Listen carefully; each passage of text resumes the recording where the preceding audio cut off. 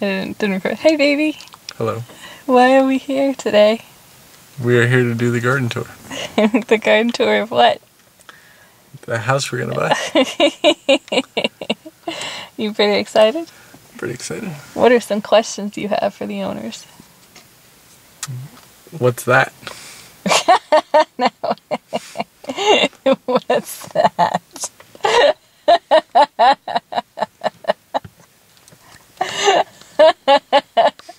Well, we'll make sure to bring that one up. How does the cistern work? Yeah, how does the cistern work? Where do babies come from? And that's a corollary. Yeah. That begs the question, where do babies come from? And if they can't answer it, I'm going to break this deal. It's a deal breaker. Because we need to know. Here's a question I want to ask. In their bird baths, if they are indeed going to leave them, do they do anything to prevent mosquitoes? Like they add anything to them? There's Bert.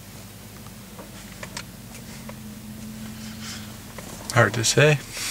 And I wanted to ask, what are those big nets that she puts over her garden beds?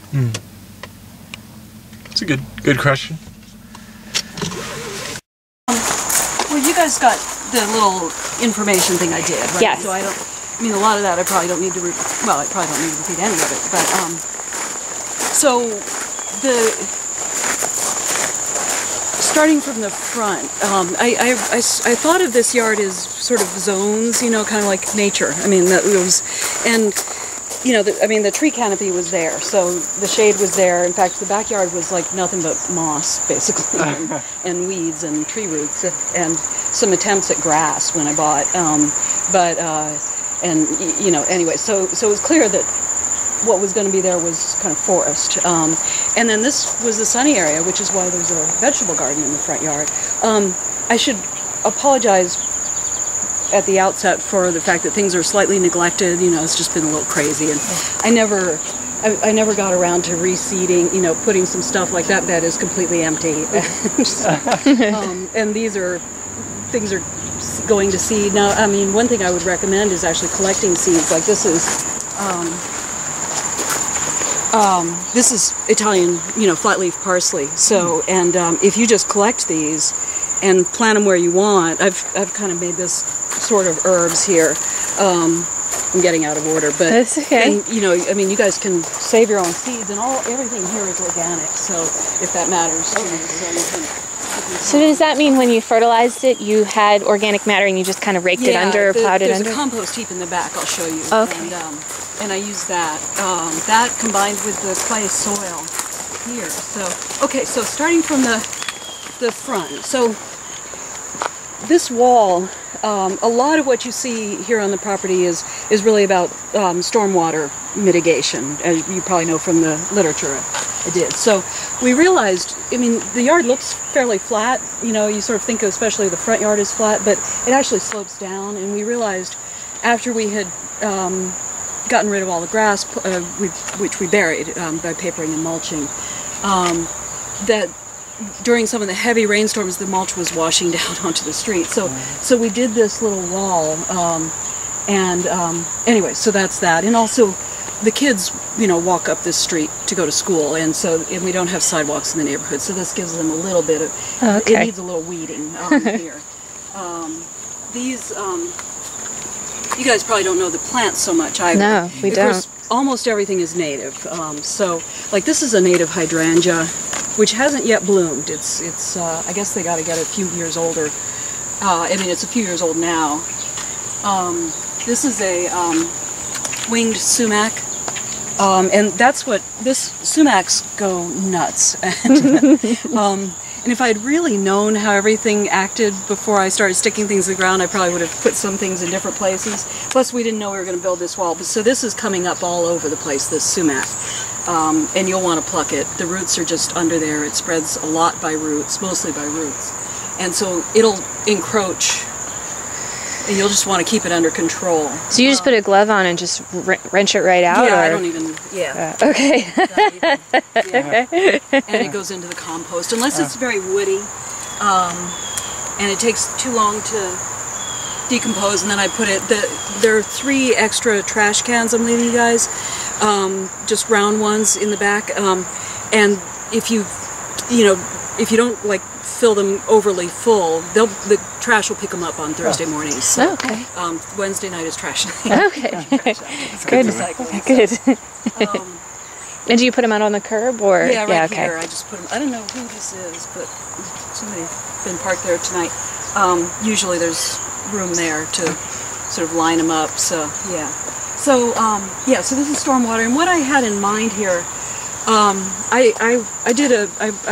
a Fairfax County master naturalist, and for my final project, I had to do a presentation, whatever. I got really interested in hedgerows for some reason, and so this is my hedgerow. And one of the things, I mean, other than sort of screening and privacy, and I mean, you can barely see the street from the house, which is like good by me. Yeah. So, and vice versa. At least at this time of year. In the winter, it's a little different. But another thing that hedgerows do is they provide shelter and habitat, for animals. I mean, imagine if you're a squirrel trying to get across a lawn and there are cats and dogs around. It's like, you're really vulnerable. Plus, there's food and stuff, and we get there's a lot of activity in here and in the front, in the. Yeah, so we anyway. saw when we walked back the first time, everything was like scattering. Oh yeah, it's really. And right now the goldfinches are here, which is like my favorite time. They love the coneflowers, the echinacea plants. I'll show you. They just are hanging all over them all the time. And this year we have everything. This year we have more of than we had been, any previous year, and it's really pretty fun. They're beautiful, really. So, and often they're on these. These are woodland sunflowers, actually. So they're shade-loving sunflowars. That's a native also. These will get very rambunctious. They've been hacked back quite a bit, and they'll spread. They'll start encroaching on the vegetables. So and they've jumped over. I didn't plant them over. Here, so, yeah, you'll have a lot of that. I mean, one thing about native plants is they don't need the kind of coddling that most landscaping plants do. They're going to take care of themselves. And in fact, the milkweed, milkweed is a monarch butterfly host plant. Right. It's in fact it's the only plant that the caterpillars will eat. The milkweed family. There's also, this is a type of milkweed here. This is butterfly weed. And see, that's already gone to, and that has a bright orange flower, intensely bright orange flower, earlier in the summer. But these common milkweeds, you're going to have a lot more seeds. When these pods start to open up, you're going to have a lot more seeds than you want. And I'm going to give you the name of a friend of mine who I learned a lot of this stuff from. She has a nonprofit organization. She just lives right up the road. Great. In Merrifield, and she does a lot of schoolyard greening projects, and monarchs, and I mean they're endangered, so monarchs are a part of the curriculum that she teaches, and the schools desperately need milkweeds. So what I would recommend is harvesting the pods. I'll show you one that's about ready to there's one that's farther along, and sort of what they look like. Just stick them in baggies and call Jeanette, and Sure, a lot of kids will learn. Great. No, we absolutely will do that. This is a sweet gum, so that's going to get big. I think I've planted it so it's clear enough of the. Oh yeah, they're power lines. Yeah. Watch out for. So, are these bugs actually monarchs, or are they just hanging out? No, the red and the orange. No, they come about this time of year, and they just. When the pods start to get, I don't know what they are. I don't know insects very well. I know plants better than anything. And this is what they do. They tend to the monarch pods. I don't know who they are. You'll start. One thing that you'll find this time of year, everything shoots up, especially the goldenrods. There are many types of goldenrods in here. There's something like 120 something varieties in the area or something. So you can't tell them apart. But the plants are designed to do this. The meadow plants are. They grow up really tall and then they flop over, and that's part of the way they propagate themselves. Spread themselves a little. So you'll need to start doing some control if you want to drive up the driveway. Right now, it's pretty tame right now, and I'll show you. I've got these things. I snagged these at the recycling center several years ago. They were the best, like, trash I ever picked. They're from 2008, from the election. These are yard sign things, and they're pretty good. They're not good against the biggest and heaviest and strongest plants, but they're good at sort of keeping things shoved back a little bit. Yeah, so this is empty. You've got a big old cantaloupe coming here. Wow. Sure. Yeah, this is the best one I've ever had.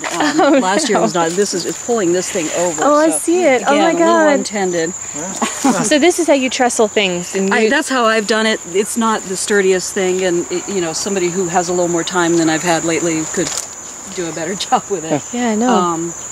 There are 2 tomato plants here. I've actually got some tomatoes for you guys that are ripe, in case you would like to.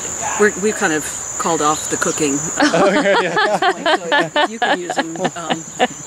I got paste tomatoes and salad. I can't remember what kind here. I don't know. Anyway, it was all a little haphazard because I just didn't know how long we were going to be here. Oh, sure. So It's still pretty amazing, I have to say. Pretty astonishing. It grows so well here. It's so amazing. This is the most fertile place. I think Virginia is just that way. But in the clay soil, you wouldn't think it would be as rich as it is, but it really is. And then when you amend it with some organic matter, wow. I've never seen milkweeds as tall as the ones that grow on this property. Right. Yeah, There's some more. Some of them are like 8 feet tall, I think, or 7 anyway. And I don't know. It's become a very, very fertile place. I wanted to. I wanted to ask you a lot about the gardening because when you move in, I want to keep doing the appropriate things for the plants. Like, how do you water them? Like once a day? I don't. Or I almost never water. Really? Yeah. Okay. It's well, we've had a good amount of rain this year, so stuff really hasn't needed it, and I rarely do. If it goes 2 or 3 weeks with no rain, then I would. There's a sprinkler here. okay. I'll leave all that kind of stuff. Oh, fantastic. I did give some things like the wheelbarrow. You want to get a wheelbarrow. 2 things I would really recommend you get pretty quick. A wheelbarrow, get the metal kind, and I've used a lot of wheelbarrows, so Sure. don't get a plastic one. And a mulch fork, a 4-tine. There's a yellow swallowtail butterfly just flew over. They've been hanging around here a lot this year. Really nice. Someone recommended to me that I plant clover for the winter so that in the spring I can do it that's a good idea. In fact, this might be the time really to do that with this. Okay. This needs to be topped off with some compost, and it's again something I just haven't had a chance to do.